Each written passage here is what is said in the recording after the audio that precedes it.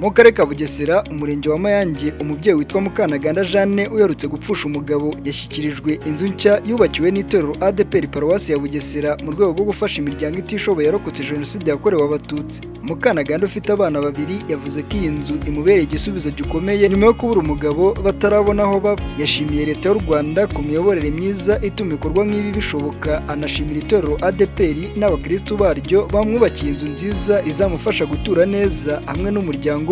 Umushumba wa ADPR mu ntara y'Iburasirazuba Pasiteri Bizimana Jean Baptiste yavuze ko iterambere ry'umuntu ridakwiye kugarukira ku buzima bw'umwuka gusa, ahubwo ko rigomba no kugera ku mibereho ye ya buri munsi, ari nayo mpamvu itorero rikomeje kwifatanya n'abaturage mu bikorwa bibafasha kubaho neza. Ubuyobozi bw'akarere ka Bugesera nabwo bwashimye iki gikorwa, bavuga ko ari urugero rwiza rw'ubumuntu n'ubufatanye, cyane ko uwubakiwe asengera mu itorero rya EAR ariko yubakiwe n'abakristo ba ADPR, bikagaragaza ubumwe n'imiyoborere myiza. Inzu yubakiwe Mukanaganda Jeanne yuzuye itwaye amafaranga arenga miliyoni 12 z'amafaranga y'u Rwanda, ikaba ije kumufasha gutangira ubuzima bushya mu mutekano no mu cyizere.